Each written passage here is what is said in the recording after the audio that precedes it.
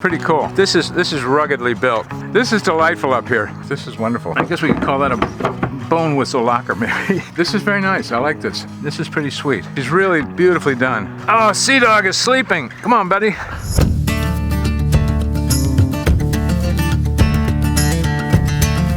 Hi there, this is Captain Q. Join us as we travel hither and yon to show you some great deals on some really interesting boats and maybe learn just a little bit with each one. Randy, where are you? I'm getting blown over here. Oh, it's a little breezy here. We're here in breezy Mattapoisett at the Brownell storage yard. The boat we're here to see today is this little puppy right here. It looks kind of familiar. What looks familiar about it? Well, right off the keel, I think. Yeah, and it's got a centerboard in it, right? We've seen centerboards. Yep. What did you notice about the bow? Can we go up and look at the bow for a second? Yeah, let's do that. And this is really one of the defining aspects of the bow. See the curvature here? Sure. This is a Bill Tripp design. The PB had one. One of his most famous ocean racers, Ondine, a 57-foot yawl, had that same look to it. And it's a funny thing because this, as opposed to a sharper edge sort of deal, you just get the feeling that this is going to dig into a wave and throw you one way or the other, whereas something like this design gives you a softer entry into oncoming seas. Certainly found that to be the case with the PB. She's a centerboarder, she's 40 feet long, and I'm going to tell you right now, 2 masts. Yeah. Yawl. We like that. Why do we like that? Because if it gets with these centerboard boats can be a little tender to start with, and you're out for a sail or even racing or something, and it starts to blow up, and you start to get past maybe your 15-20 degree heel, then you just drop the main and you go with the mizzen and the Genoa or jib, working jib, and the boat will be perfectly balanced and you'll be comfortable and you can sail all day long. So it really makes cruising very, very happy moments all the time. Tripp like that. He went to work in the Rhodes, Phil Rhodes design office. He got his feet wet in that and he thought this is pretty cool. And you can see some touches of Rhodes, probably the split rig is something he got from Rhodes. He ended up working in Sparkman Stevens' office for a while. A lot of these designers back then would sort of migrate from one office to another and they'd pick up stuff, and then finally, and I think in the early 50s, Bill hung out his own shingle. In 1958, he did this design, this Block Island 40, and then in 1959, he did a design for Hinckley, who liked this boat so much. He said, build us one like this. So they did, and the boats are almost identical in their specs. Just little differences, and especially you recognize it in the transom. Tripp discovered that, you know, the boats were handled a little better off the wind and downwind if they had a little broader platform aft. This is the counter of the boat. This area is the counter, and here's the transom right here. And the whole area is known as the stern of the boat. Here is the angle that I was talking about, and the idea is that these boats are going to heel over, and when they heel over, what do they pick up? More waterline. More waterline. We like waterline. Waterline is like cash. This boat's going to heel over, pick up some waterline, and she's going to exceed her theoretical waterline length speed of square root of the waterline times 1.3. What's the difference between this and, say, the B40? Well, this is just tighter in here. Okay. It's just a little tighter butt, so to speak, and it has this angle to it. The B40 transom, which became a little bit of a Tripp trademark, he suddenly took it from this angle to about this angle. Yep. Okay? He was just trying to pick up a little bit more, so when the boat heels over, he's going to pick up just that little bit extra waterline because of where the counter comes up and meets the transom. Yep. Very nice wine glass figure to her framing. We've got a 3-bladed flexible prop here. Big barn door rudder. These boats went off and won the classes in Bermuda races back in the 60s and so forth. World got all keen on centerboard, low draft boats with split rigs. They did Finisterre, then they went to a Nevins yawl, which I sailed to Bermuda in 1966 myself, until we lost our mast halfway. This is still original gel coat. You can see a nice varnished tow rail. You know, we always like to look at holes in boats, and hopefully they're small enough not to sink the boat. This is an exhaust pipe here. You can just tell from the carbon on there. Maybe another exhaust. She could have that dual exhaust system. Port and starboard drains. These are going to be cockpit drains right here. Plate here for the ground for any of your electronics inside the boat. This is looking a little wasted, and it may be time to replace that. Is that a hard thing to replace? No, there's literally a couple of bolts right here, one in here. You can unscrew that right there. Just take it off, put a new one on, and hook it up inside. I mean, look at the heel down here. This is ruggedly built. This is just 4 feet 2 inches of draft. Pretty cool. They've used nylon plastic through-hull fitting, and the nice thing about these is that they won't rust or corrode, and easy to keep clean too. You can see the tip of the board right here where it's going to drop down. It's hanging down just a little bit down here, right there. Further forward, she's pretty clean everywhere, and the bottom is in nice shape. The paint stopped ablating some time ago. Look at this, one little chip of paint on the whole thing. And you can see there's a couple of microns of paint on there, and there's the hull underneath. But that's the only chip in the paint I've seen anywhere. So, quite something. Oh, wait a minute. Oh, Sea Dog is sleeping. Come on, buddy. Do you know what time it is, Randy? I think it's that time. We're going up. Let's go up. Let's go up.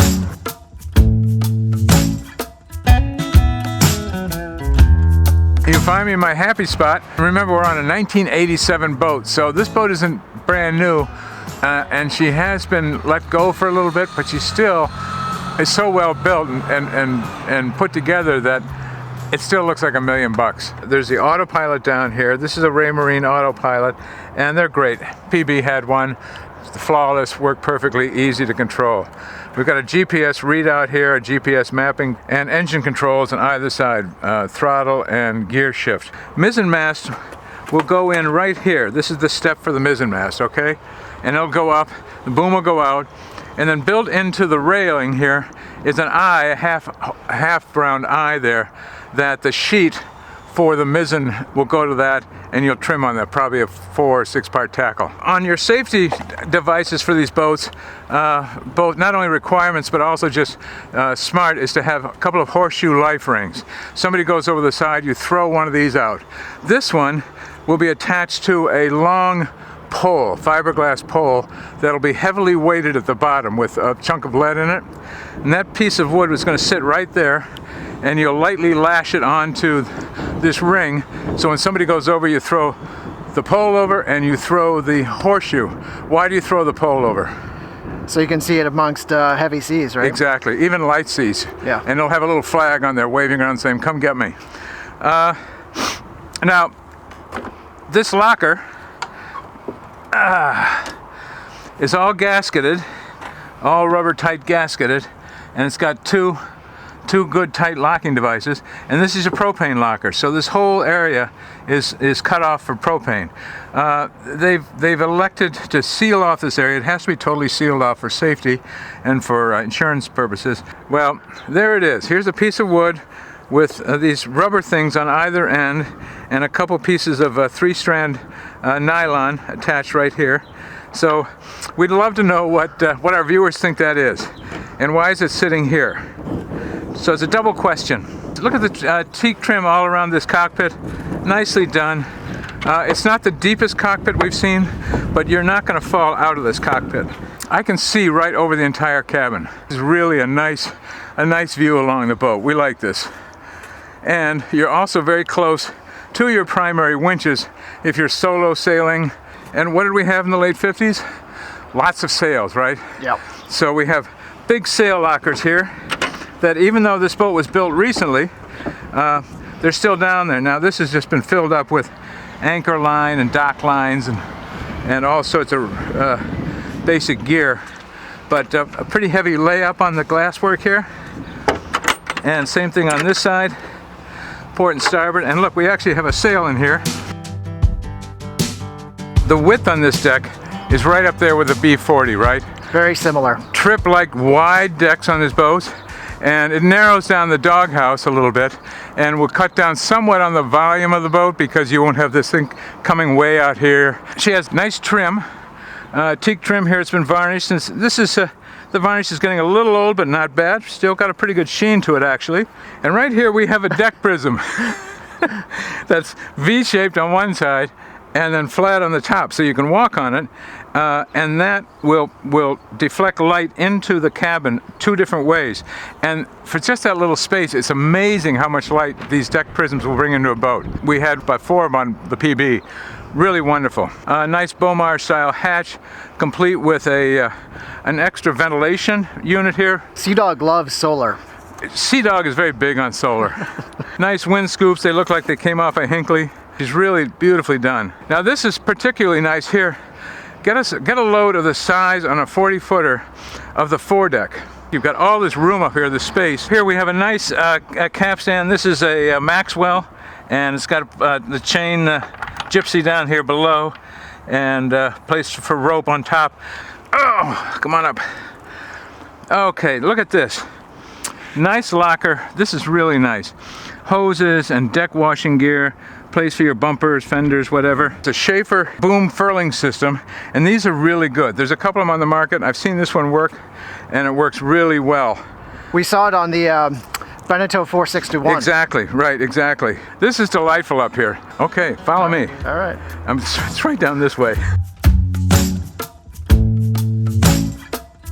And I just want to give you a quick overview of the boat. I'm in the Forepeak right now in the forward cabin, and right beside you you've got a really nice galley. Behind you there's a terrific nav station and a quarter berth settee on the starboard side. You have an adjustable dinette table. It's on an adjustable leg there, which drop down and will give you a nice big double. We have one of our old favorites. What do we call these? The old twofer. It's a twofer, right, exactly. Because I can stand in the forward cabin, open the door, and I can find you right there. I'm up in the forward cabin, and 2 nice-sized berths. They're not quite pointy-ended. It's a nice low height. So it is a nice low height. Now I'm just swinging up here, and oh yeah, look at the length on this. Oh, every time we test this, I never get a pillow. But we should put that in your contract. I thought it was. Anyway, look here. We have little lockers for stuff. Usually there's just a tray up here. This fabric on here is like new. You'll see the forward hatch there, which is large enough to squeeze your body out of in case you had to. Plus there is an opening port right above me here for more ventilation. This is pretty comfortable, and you know what? When you're in here, I think it's going to be very quiet. This is very nice up here. This is wonderful. And you know what? I could even do a dismount out of this. I think I'm going to do one for you if you'd like. Let's see it. But just to show you, look at that. Swing right out. Done in one piece of air, and that is fun. Ta-da! This is nice. Headroom. This boat's probably got about 6'2" headroom, I'd say, throughout it. You give up a little bit of headroom on a boat like this because the cabin top is so low. This boat was reported to have been in tough shape. I don't see this is not really tough shape. And we have storage here. And look where they put the TP, totally out of the way of the shower. And you see the pan down here is set up to take the shower sump in it. Storage under here and access to the through hulls. Can you see these? Yep. And it looks like that's a water filter right there to give you fresh, clean water out of the tanks to the faucet up here. Is that common to put a filter like that?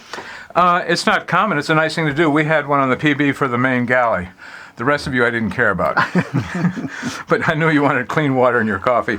And for the vanity where your toothpaste and your suntan lotion and all those things you might need from time to time. You know, so that's nice. And notice the inside of this is like furniture finish right now. This is in great shape. It's just beautifully done. And all the port lights are immaculate. You can see the tabbing to the bulkheads up right here.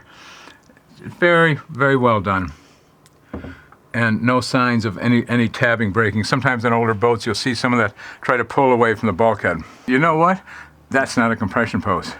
And if we look down here closely in the floor, there's an opening down here where you can see that the mast actually comes through the deck. This is the mechanism, the turning block for the cable for your centerboard. And just forward of that is the step for the mast. It's kind of got a little rust here, and the metalwork itself needs to be taken off and brushed and polished up so it shines. Just little things like that I'm seeing so far. You mentioned earlier she felt like she was bigger or smaller than the B40. Yeah, it seemed like a tiny bit wider than the B40. I'm not exactly certain why I agree with you, but if you remember, I did the stretch checking for the handrails on the B40, and I think actually it might be an inch or two narrower, but only by an inch or two. Remember, I was reaching for handrails in the B40 to grip, to hang on to something. Down here, we've got these puppies, so you can swing like a monkey, you know, anywhere you want to go. We've got lee cloths here that will come out, and if you notice, we've got double hose clamps on that. We like to see that. And there's also no drip. You see, there's no drip coming through from the tow rail fastenings where the boat's clamped together. And this deck was glued on with 5200 to start with, and you could just about build the boat with 5200 and not put any bolts or any fastenings in it because that stuff's so tough. It's called a Windex, I think, at the time. Not the liquid cleaning agent, but it's called a Windex. And if you look at the bottom of it, you see the bottom of these little pieces here are painted red. So imagine you're looking up the mast at this, and this will sit just slightly off the back of the mast. So you can look right up, and it gives you a really quick manual look of where the wind's coming from. But one thing about this berth over here I like is the design of the cushion work here. See this? See how this is raised up like so? It's kind of a little lump here. When you're sitting here, you're not going to slide off of this. Really simple little idea. And underneath that, I'm going to bet we find a really big lee cloth. Look at that locker storage. Dry as a bone, clean as a whistle. I guess we could call that a bone whistle locker, maybe. Here we are, buddy. I'm back in the galley. Really nice side. Look at all the flat surface we have here, okay? And what do we have back here, probably? I haven't even looked, but I'm going to guess. Little pot and pan action. What did you say? Little pot and pan action? Yes, you got it. Okay, that's 2 points for Randy today. Behind me, really nice bowls and nestled into their own little self-measured, pre-measured storage slots. Really good. Storage behind these lockers and everything. Possibly one of the bigger icebox setups we've seen so far. It's just enormous. Look at the sea frost freezing unit, but this is almost the size of your refrigerator at home, volume-wise. We got 2 sinks, right? Do we like these sinks? We like 2. They're a little shallow and a little outboard. God, Randy, you are getting so sharp with these things. I think someday I think you should come down and do this instead of the cabin. I don't think so. I think so. I think that would work. Nobody wants to see that. We got 2 sinks. They're not very deep, and they are further outboard than we'd like to have them. So we're going to deduct a point or 2 for there. There's also a foot pedal here for fresh water, and I can pump that right there with my little foot there and get things out. And, of course, storage underneath, and you can actually see the back of the pump right there. We have a 2-burner propane gas stove. You'll see these 2 little claws right here. They'll grab your pan. So you put your pan right down here, tighten that up around it. So even if there's a big lurch from the boat, there's a good chance that as this gimbals, it will not throw the soup into your lap. So that's a nice little thing to have built into that. One thing they've done too is with the cabin sole here. It is not varnished, not highly varnished. It's just been oiled. And this is one of the better treatments for a cabin sole because you're not going to slip on this with a wet foot. Let's see how we fit here. Oh, pretty nice, pretty nice, pretty nice. Everything is right at eye level. Okay, so here's our basic chart table. And again, our ubiquitous anything you can't find a store somewhere else place. All your instrumentation's right here beside you. There's a little storage area down below here I would put flares in there. It looks like they already have. There's a very nice wide quarter berth here. How far back does that go? This goes back quite a ways, Randy. I think it would go back far enough that I would disappear in there. Oh, great. Yeah. And if somebody came down and I was sleeping there and they sat down at this table, with any kind of luck, they wouldn't sit on my head. We'd like that. And behind me, there's a library. We like libraries on boats. And here's a little library right here with all sorts of navigational books. This is very nice. I like this. Check out the deck prism right there, Randy, and you'll see how bright that is. Just like the PB. Just like the PB. On the way down here, it was reported to me that this boat has some water in the bilge. Look at that, pops right up. That means so much to me. Oh, that is some water. Now we have some water here, and if you can look closely, you will see that the water is very clear. I'm not seeing, I can't smell any oil or fuel or anything in it. It's just water that's come in, and it could be from a hatch that's come down, even a port that was left open. Does that concern you? Because that's pretty deep. That doesn't concern me at all, and it's not that deep. I can touch the bottom. You want to see me touch the bottom? Guess what? I just found the sump. Yep, that's pretty deep there.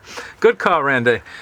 So that's the sump that we were looking for. So I have a feeling that water is collected because it didn't drain because that hole is jammed up. It's not damaging, and it is fresh water, so I like that. Well, the ladder just popped off of this. See, it's these two little eyes up here, just lifted right off, easy as pie. And then there was a piece here that just popped up. It was kind of wedged in. And look at the front piece here. It's got soundproofing. Looks pretty good. The belts seem appropriately tight. Not a lot of messy oil. Anything below there, you see? It looks pretty dry, right? Yep, engine mounts. Engine mounts look solid. Look at the bolts in them. Those are all in great shape. This is pretty sweet. Access to this is wonderful. You've got two different panels here for AC power and DC power. My only problem with any of this is that it's all right here near the hatch. So you're going to come down here with foul weather gear. You're just going to try to get wet. I just put a simple piece of plexiglass. It could be even open-sided on one end so you could reach in and hit the switches.